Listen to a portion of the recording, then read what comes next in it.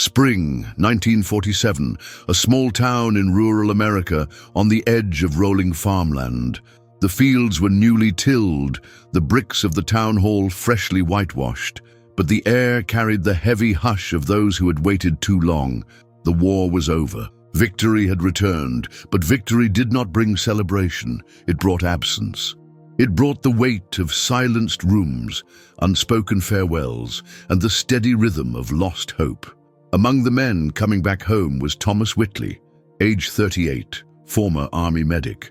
His hair was speckled with grey, and his eyes looked beyond the horizon they once believed in. He carried more than a duffel bag in his hands.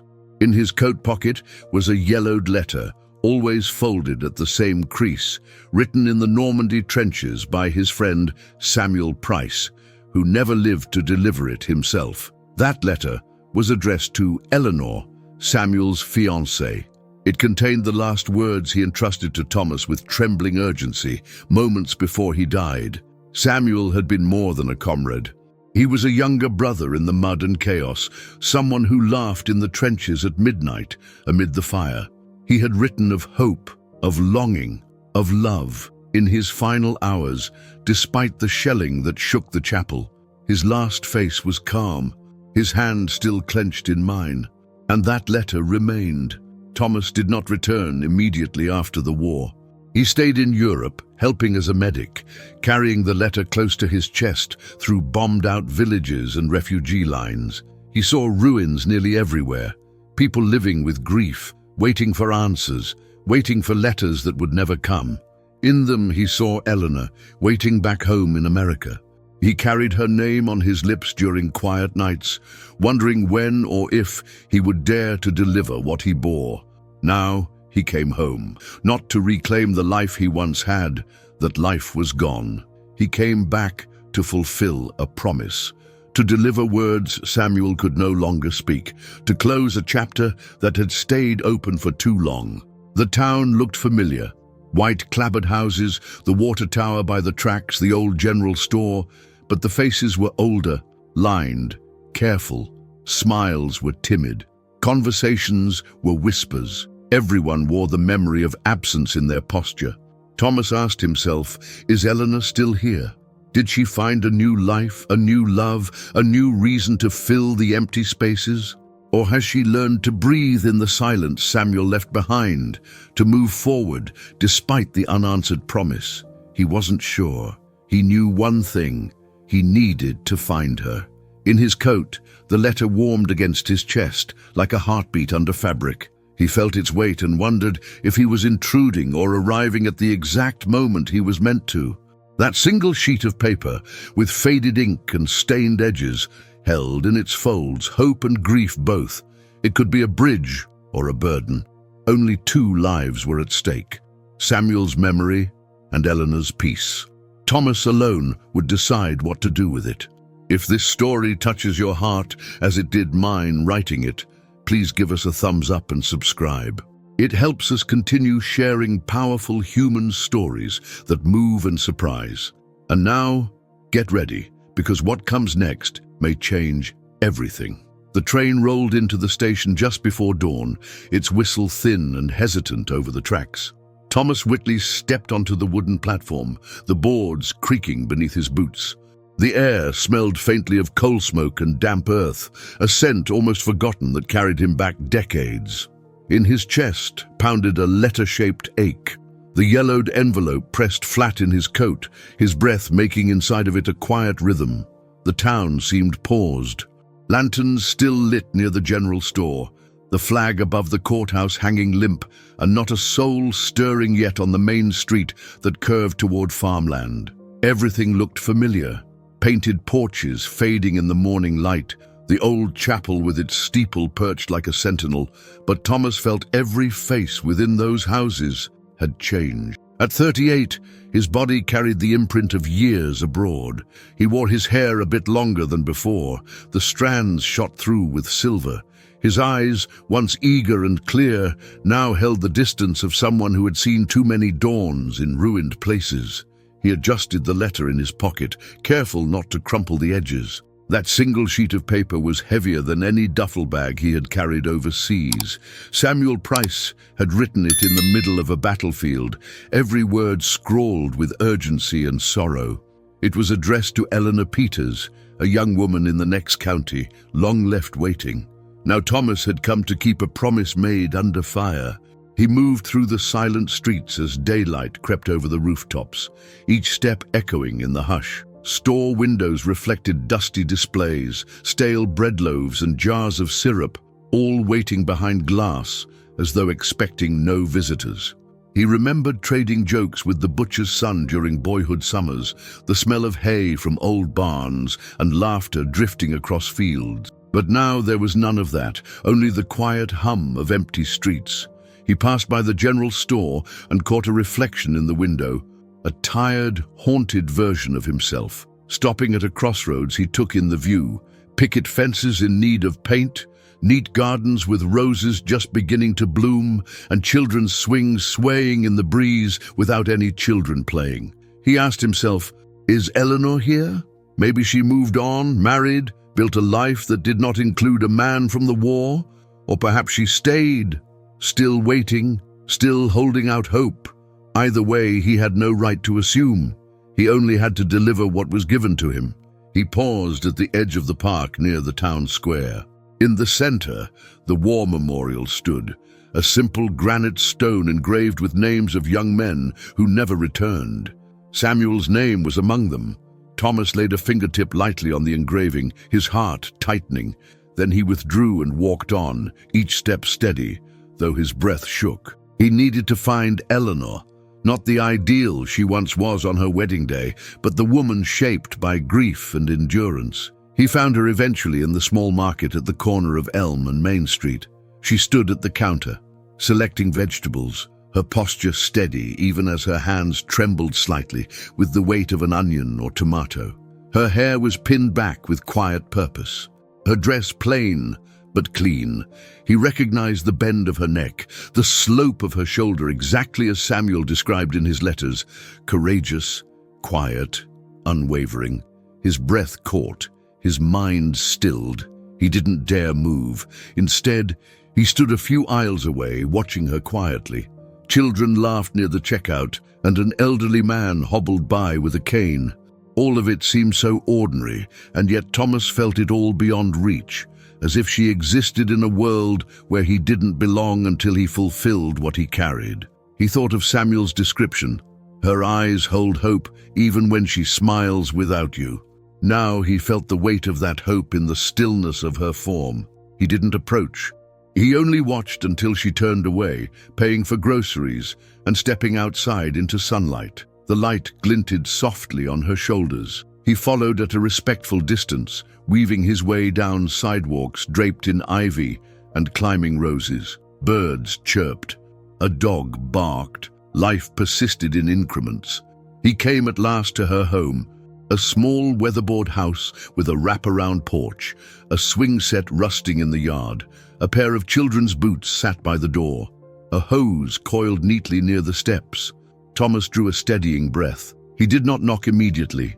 Instead, he lingered at the gate, heart racing as if he were both visitor and vigilante. The letter burned in his pocket like judgment. After a moment, he rapped on the door, a hesitant knock. Eleanor opened it. Her face showed cautious surprise before recognition colored her eyes. She was not startled, only measured. She greeted him not with warmth, but with a steady gaze that spoke of cautious resolve. He bowed slightly. "Miss Peters, I'm Thomas Whitley. I knew Samuel." He said nothing more. She stepped back and let him in, her expression guarded but not unkind. Inside, the house smelled of soap and polished wood, of children's laughter trapped in photos on the mantel. A portrait of Samuel sat among them, a young man grinning by a river in khaki. Thomas felt a wave of guilt, of love, of loss, all in that single snapshot. They sat at the kitchen table, light filtering through lace curtains over time-worn formica. Eleanor offered tea. Thomas accepted, his fingers brushing the cup, but he could only stare at the photo for minutes before speaking. He told of Normandy, of trenches, of darkness, and then of the day Samuel handed him the letter.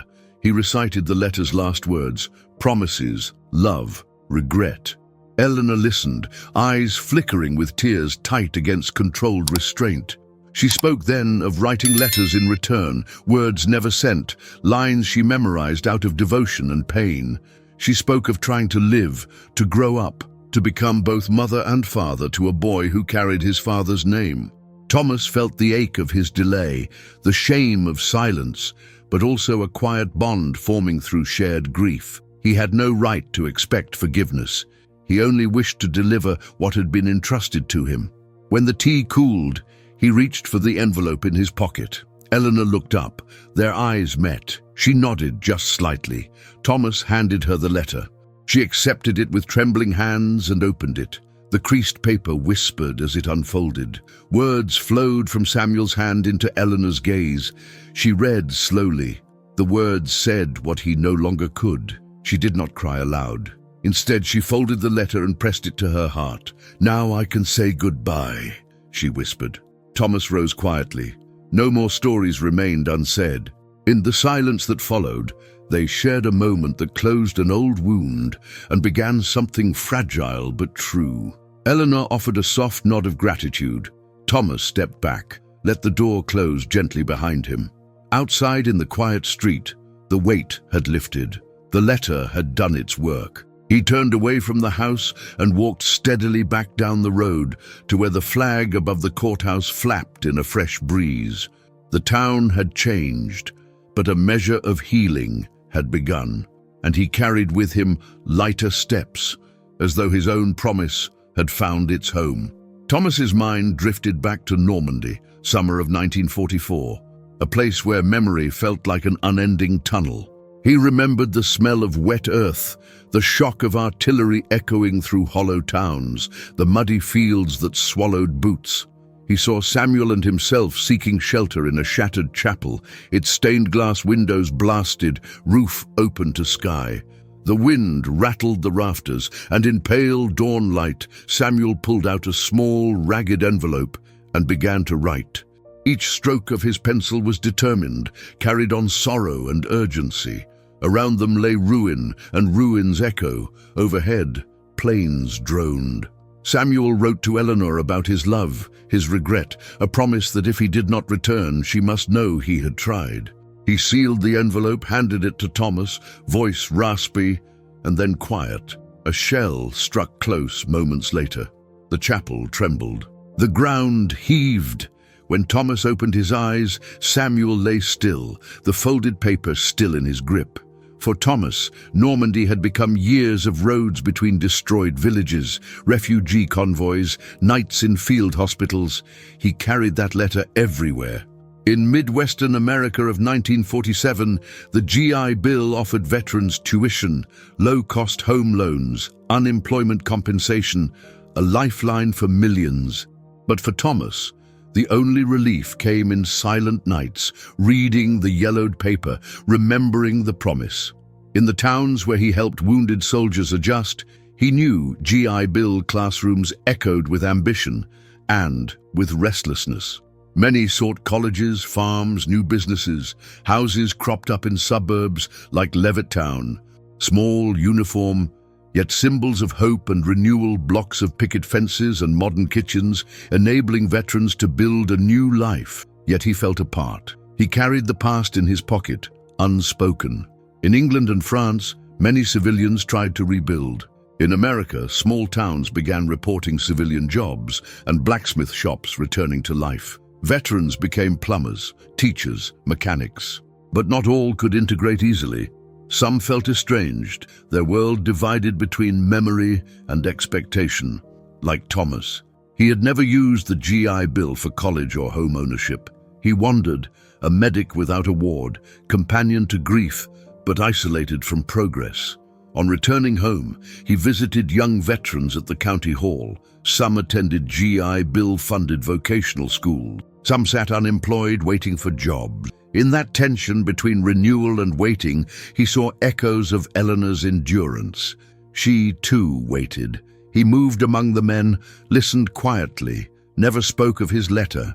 In their struggles to find identity and belonging, he sensed his own mission, not self-advancement, but healing the echo of a vow. He traveled through small towns where automobiles glistened on front lawns, where radios hummed in living rooms and refrigerators kept fresh food cold.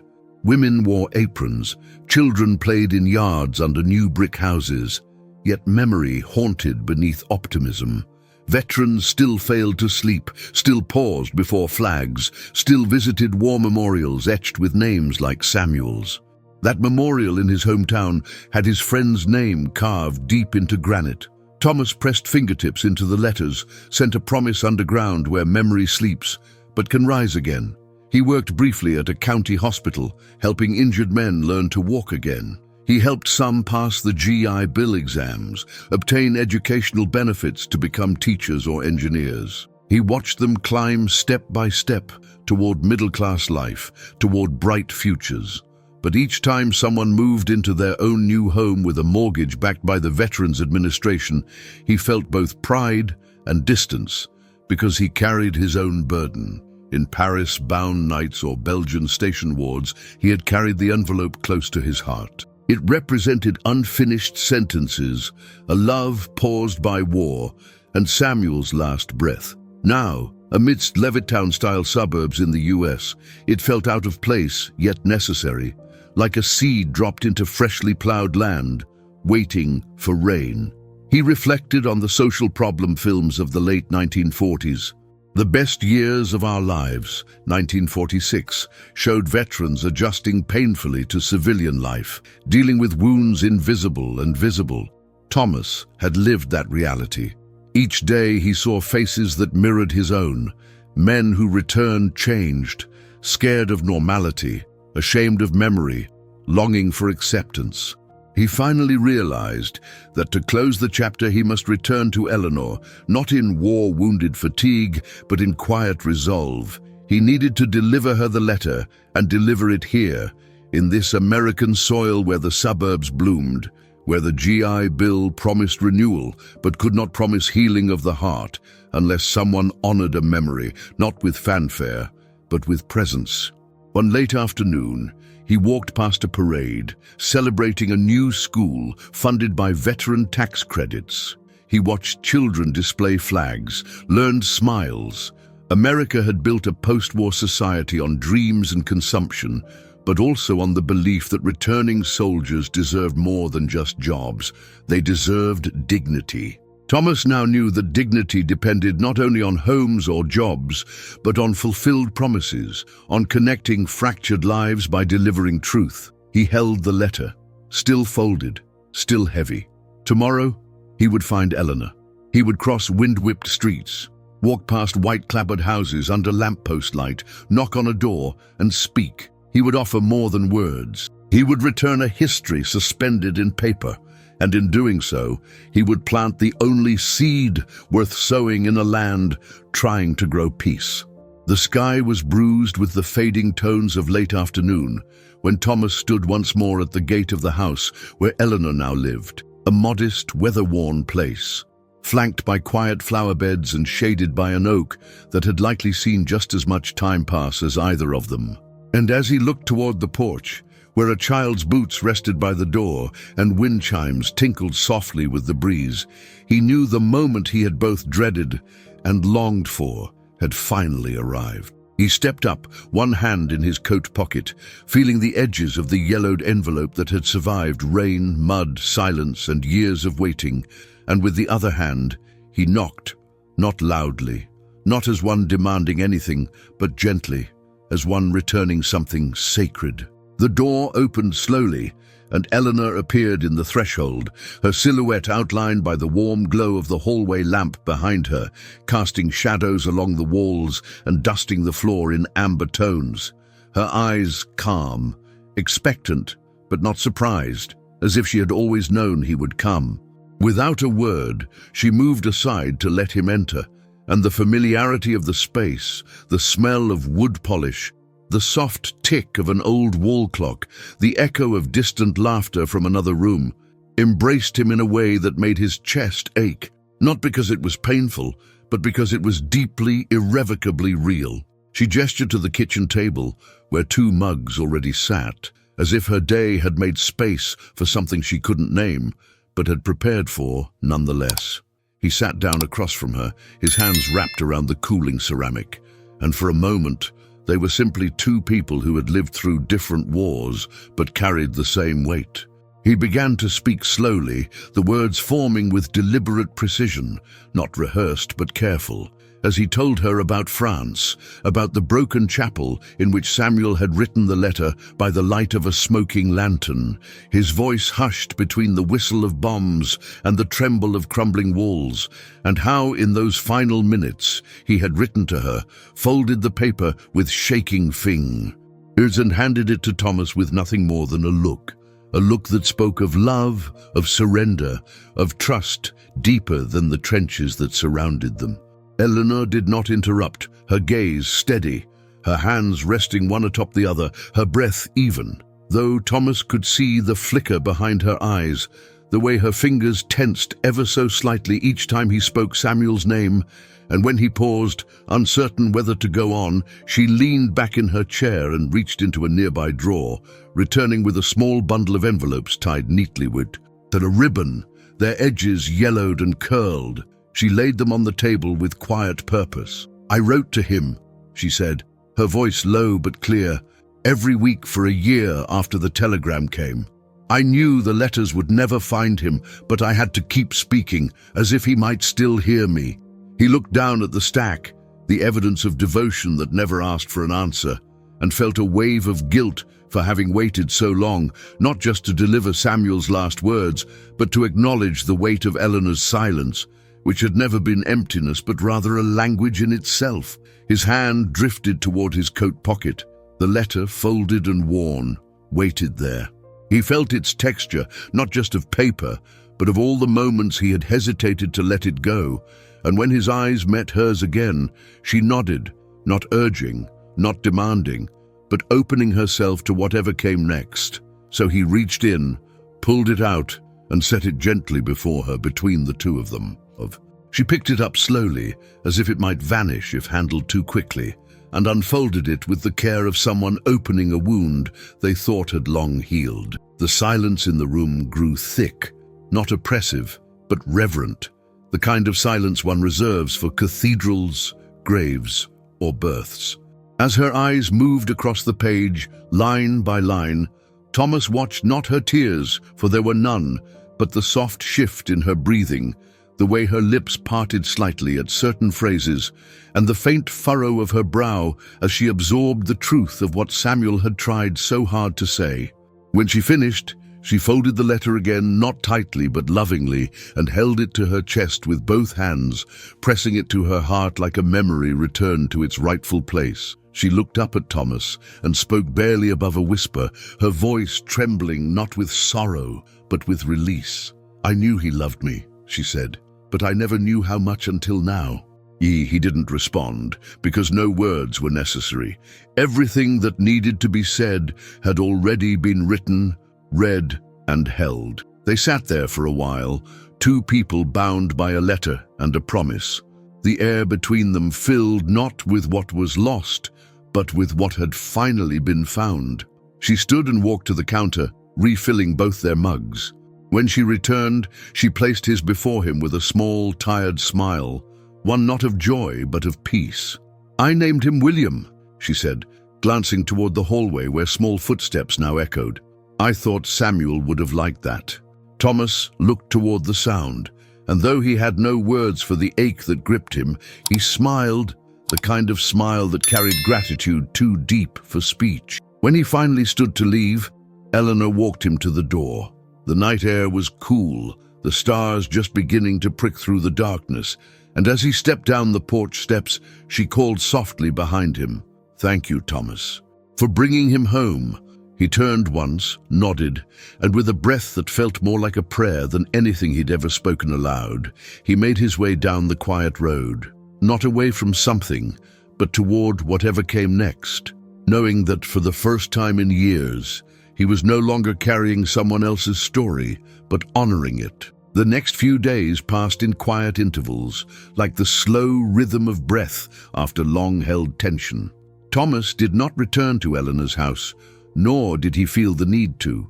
Something unspoken had settled between them. Not distance, but respect. The kind that exists when two people have shared something irretrievably sacred, and no more words are necessary to uphold its truth. He spent his time wandering the familiar streets of the town, stopping at the hardware store for no reason at all, pausing outside the old schoolhouse where the flag still rose every morning, and sitting in the town square near the statue where the names of the fallen shimmered faintly beneath years of rain and sun. He found himself reading them again, not aloud but silently, lingering on Samuel's name, not out of grief but out of something deeper, gratitude perhaps, or reverence. Late one afternoon, as sunlight slanted through the trees and painted long golden trails along the gravel road, he saw William playing alone near the edge of the park. A boy running with a stick, shouting at imagined enemies, his voice bright and wild, his feet sure in the grass. Thomas watched from a distance, something tightening in his chest, not pain but tenderness. The boy slipped on a patch of wet ground and fell, letting out a sharp cry, more of surprise than hurt. Without hesitation, Thomas moved toward him, instinct guiding him more than thought. He knelt beside the boy, gently inspecting the scraped knee, pulling a clean handkerchief from his coat pocket and dabbing at the blood with a tenderness that came not just from training, but from memory, from years of mending wounds that went far beyond the skin. Eleanor arrived moments later, her footsteps quick but calm. She saw her son, then Thomas, crouched beside him, and in her eyes something passed. Recognition, not just of the moment, but of what it meant. She didn't speak. She only watched as Thomas offered the boy a smile, ruffled his hair lightly, and stood. That evening, just before the sun dipped behind the hills, Thomas walked back to Eleanor's house one final time. The front porch glowed with the last light of day, and the wooden boards creaked gently beneath his steps. Eleanor answered the door before he knocked, as if expecting him. She didn't speak. He didn't either. Instead, he reached into his coat pocket, not for the letter that had already fulfilled its purpose, but for a small photograph. A copy of the image they had once taken in France, the one where Samuel stood grinning beside him and two others, their faces dirty, their smiles wide despite the backdrop of rubble. He held it out to her. Eleanor took the photograph, studied it, and smiled. It was not a smile of joy nor of sadness, but one of acceptance, of knowing. She looked at Thomas, and in her eyes he saw not just the woman who had waited, but the woman who had survived, who had built a life, raised a son, and carried on, not because it was easy, but because it was necessary. She stepped aside and invited him in. They sat at the same kitchen table where she had first opened the letter, and now, in the quiet light of evening, it felt less like a place of grief and more like a space of remembering. Eleanor reached into the drawer and took out the letter, unfolding it once more, her fingers now steady. She read it again, not for clarity but for comfort. When she looked up, her eyes were damp, but her smile was stronger than before. "I buried him in my mind the day that telegram came," she said softly, "but I never got to say goodbye." Thomas nodded, his voice low when he replied, "Now you have." She placed the letter back into its envelope carefully, then reached for a fresh sheet of paper and a pen from the sideboard. Thomas watched in silence as she began to write, just a few lines, then folded the note and handed it to him. He didn't open it. He simply placed it in his jacket pocket. "For the road," she said. When he stood to leave, Eleanor walked him to the porch. William stood by the swing set watching curiously. The light had faded, but the warmth remained, in the wood beneath their feet, in the air between their breaths, in the peace that now lingered like a benediction. As Thomas walked away, his steps slow and unhurried, he did not look back. There was no need. He carried the memory not as a burden, but as something finally, truly complete. Thomas left town a few days later, carrying no bags heavier than the memories he chose to keep. The photograph of the 4 soldiers rested neatly between pages of an old notebook, and inside his breast pocket was Eleanor's letter, sealed, simple, containing just a few words, but infused with meaning that required no explanation. He didn't read it on the train north. He didn't need to. The gesture alone was enough. A final loop closed, a final thread tied. He traveled to Vermont, where he had once dreamed of settling, and where the mountains offered a quiet not found in towns or cities. Not the silence of things unspoken, but the stillness of things understood. There, he found work at a long-term care home for veterans, not as a physician or counselor, but simply as a presence. A man who knew how to sit beside someone without demanding anything, who knew how to listen without always needing to reply. Many of the men he cared for never spoke of the war, or spoke of it in fragments, in pauses between stories about childhood, fishing trips, or the names of girls they'd loved before they ever wore a uniform. But when they did mention loss, a friend who didn't come home, a letter never answered, a name etched in a granite wall far away, Thomas would only nod, never pressing, always anchoring them with his quiet company. Because he understood that grief was not a thing to be solved. It was a language, one only the broken could speak fluently. At night, when the wind swept through the hills and the fire crackled low, Thomas would sometimes take the letter from his pocket, not to read it, but to hold it, to feel the shape of its presence, to remember that love, even interrupted, still had the power to restore. He kept Samuel's photograph nearby, not out of obligation, but because that moment, 4 boys laughing amidst the ruins of war, reminded him of who they had been before the world changed, and who they remained somehow in the echoes. He did not speak often of Eleanor, or of the boy named William, or the way the sunlight had caught in her hair that last afternoon. But in his silence, there was no sorrow, only peace. He knew that the letter had reached not just her hands, but her heart, that what was left unsaid had been answered, that what was broken had in some quiet way mended. And so Thomas lived not with the weight of memory, but with its purpose. He had fulfilled his promise, not only to Samuel, but to himself. The promise that what matters, truly matters, can survive even war, even silence, even time. A single piece of paper, carried across years and continents, had brought 2 lives back into alignment. And in doing so, it reminded him that closure is not forgetting. It is remembering with grace. We share new stories every day, real tales that heal, inspire, and endure. If this one moved you the way it moved me while writing it, please give it a like and subscribe to our channel, because sometimes all it takes is one letter to bring a soul home.